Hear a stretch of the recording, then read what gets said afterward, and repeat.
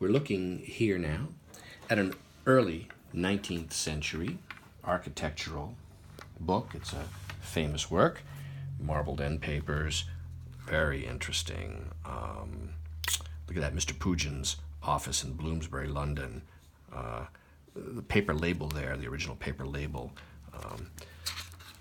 And it was, note here, it was 1837 inscription, Le Vignole de Poche, and 1827 Paris imprint. It's architectural, the Orders of Architecture. It's a engraved plate book, so to speak, and we see a series of engraved architectural images throughout it. Different orders, the Doric and Ionic and Corinthian orders. There's Ionic and Ionic with proportions and so on. And in addition to the plates we've seen, there is this oblong folding plate here.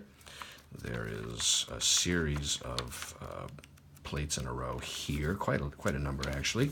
Then there is this large folding synopsis.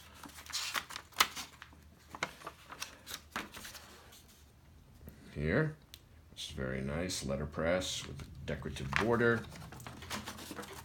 And we see again, after that, another folding plate like so. It's got an early quarter leather binding,